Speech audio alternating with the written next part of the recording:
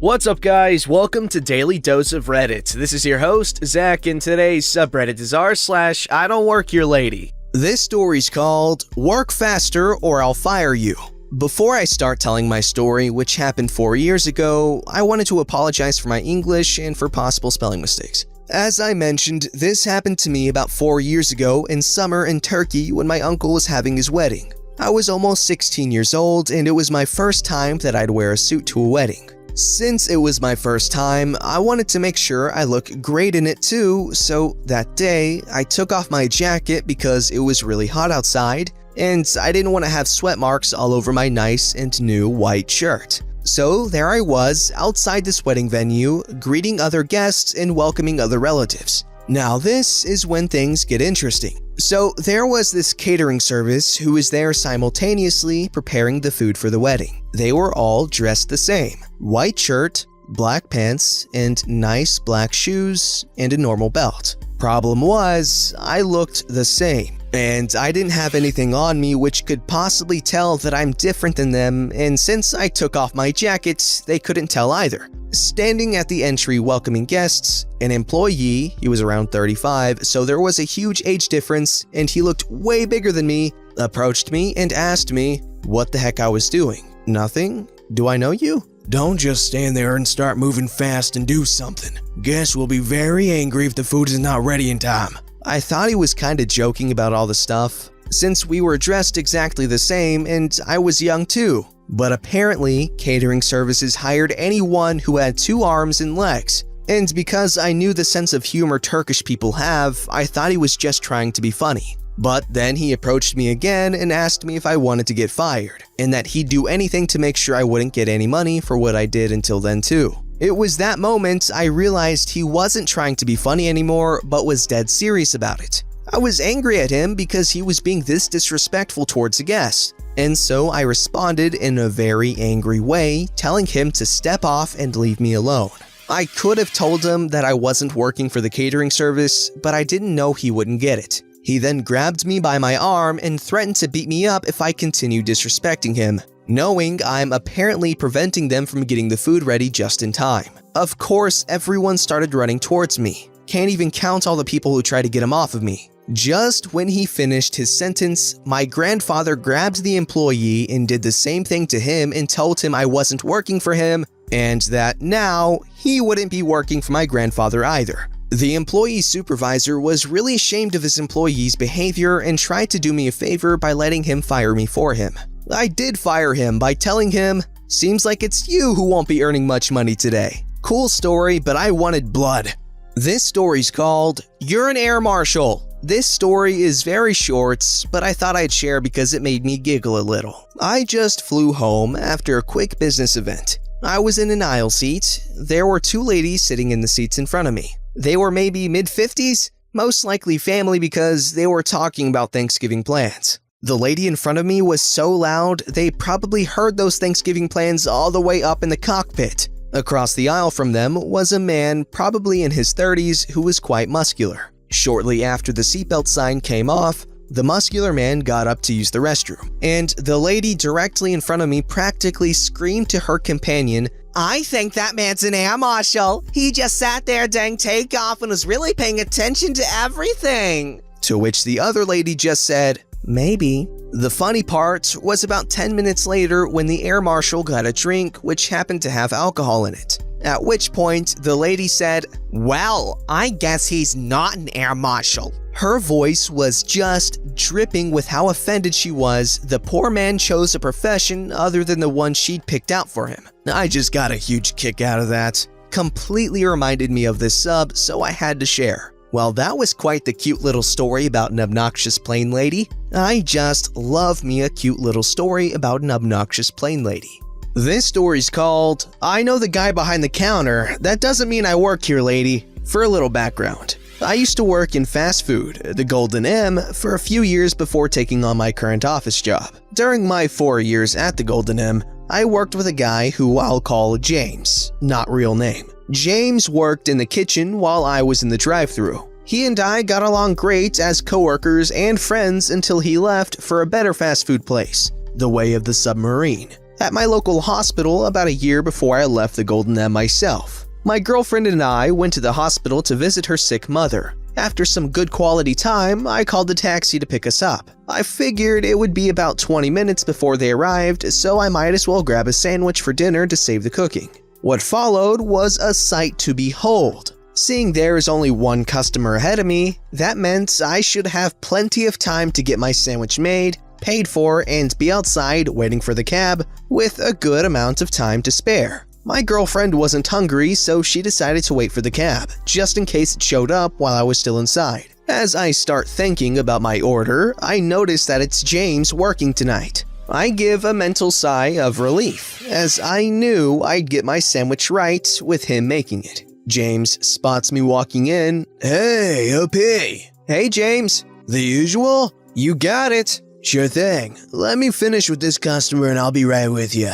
Take your time. I've got a taxi to wait for anyway. Things start to go smoothly. The one customer ahead of me, a lady who was in her early 40s, being called Karen for obvious reasons to come, is just about to pay for her order when she tells James about a survey offer she has on her phone as a screenshot to get something free. I didn't fully hear what it was, but I think it was a soda. Hearing it was on her phone, I could already tell where this was going. I know I didn't work at the Way of the Submarine before, but I had seen similar issues come up at the Golden M before and figured the concept here was similar. Turns out I was right. Ma'am, do you have the physical copy of the receipt with the survey code? No, I don't. That's why I have this screenshot from the survey on the site. At this point, when I heard her voice, I felt it was vaguely familiar, but I couldn't figure where at that moment. I'm sorry, I can't accept that survey code without the physical receipt. Store policy.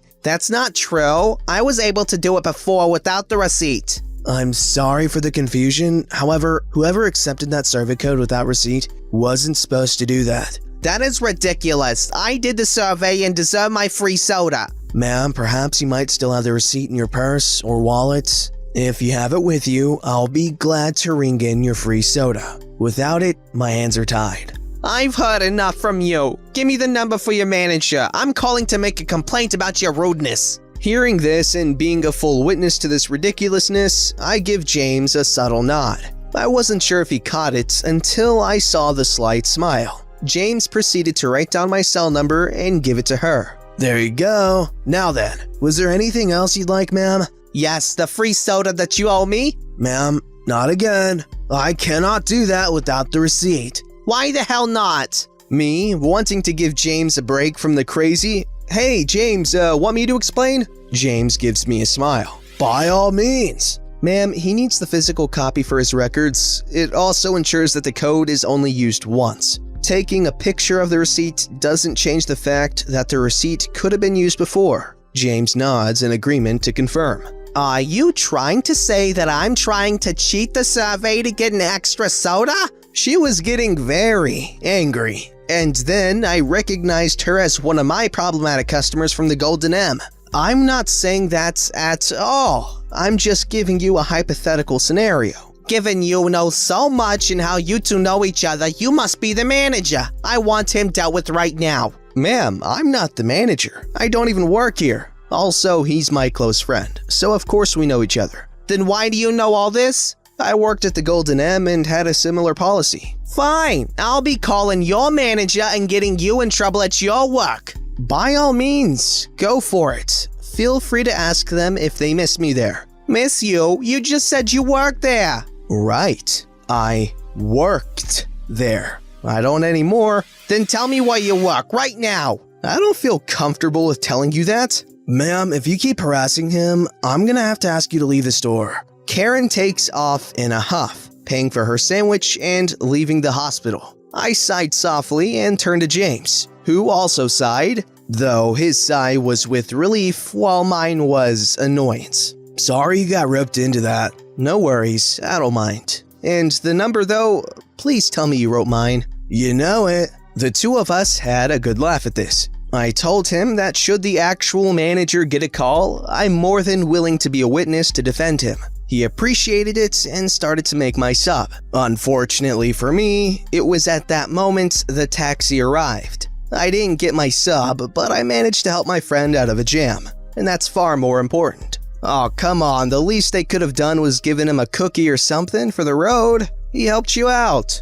This story's called, He Thought I Worked There, Ended Up with a New Friend. Wholesome. I'm a girl. I'm currently in my first year of upper secondary school. I just turned 16 some months ago, and I'm kinda short compared to my friends. 5'4". I really don't like social interaction because I'm not really social. I hate being in crowded places, and I really easily get anxiety attacks. I'm really shy and quiet, and I rarely talk to anyone I haven't been knowing for a while. Anyways, I was on a one-day trip with my parents to another city during a school break. That particular city was full of tourists during the break, and the street was crowded. My parents and I went into a couple of stores that were almost completely empty, so that I could calm down a bit. We got to my favorite store. That also was the reason for us going there, because it was the closest city with that particular store. Well, it was a bookstore full of manga and other cool AF stuff. I had been saving money for it for months.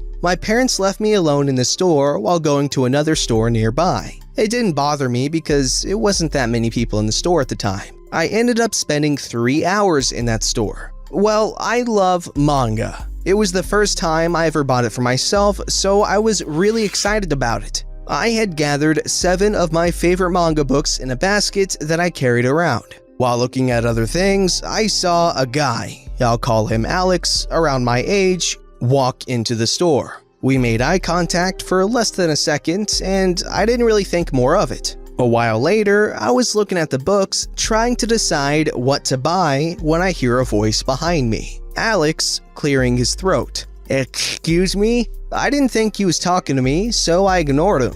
Also because I didn't want to talk at that moment. I felt him grab my shoulder, my face turned red, and I turned around to look at him. Me with a nervous voice. Yeah? Can I help you? Yeah, do you know if there's any more copies of this manga? Me confused. What? You work here, right? No, I don't. I'm sorry. Oh, really? I'm sorry. I thought you did because your clothes and all those manga books in your basket. I was wearing a black hoodie and jeans, similar to what the staff was wearing, I'm not gonna lie. Nah, I just love manga. We ended up talking for a while about what animes we both watch. We were actually very similar to each other, and for some reason, I wasn't nervous at all after talking with him. I just had a great but unusual time talking to a complete stranger without even knowing his name. I ended up spending $150 at manga books that day. I hope this isn't as terrible as I think it is. Thank you for reading. That's why I love talking to people at,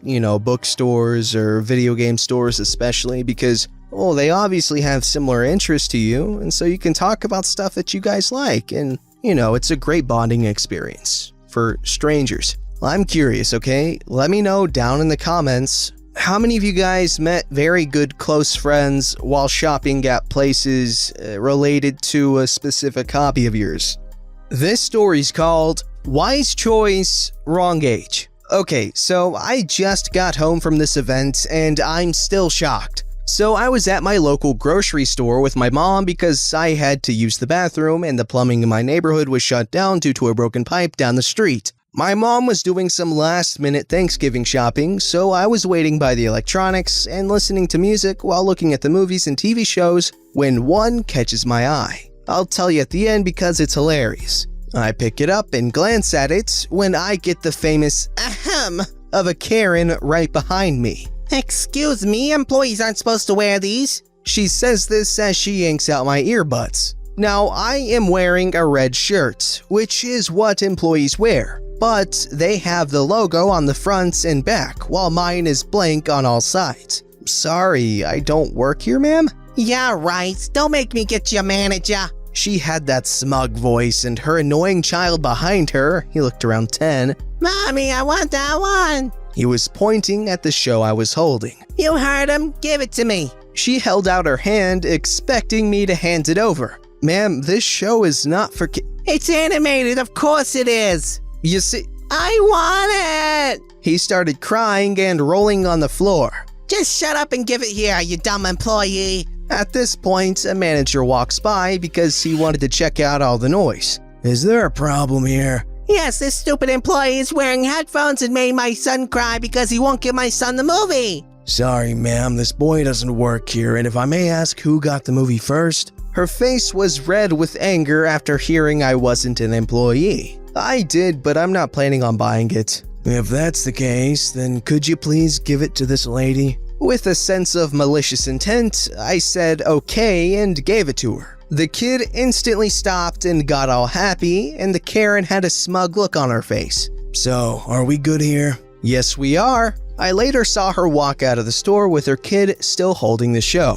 The kid was pretty entitled, but maybe he'll have a change of heart after he watches a few episodes of his new collection of part 1 and 2 of JoJo. Okay, so I'm confused here. Is JoJo, really not okay for kids? Because I watched like the first 10 or so episodes, and, honestly, I was kind of bored out of my mind, and I like crazy stuff, so, seems right up my alley. But anyways, I'm confused. Is it not good for children? Because I don't remember anything being too inappropriate, I guess, other than the violence. Don't forget to like, subscribe, and hit that bell to never miss an episode.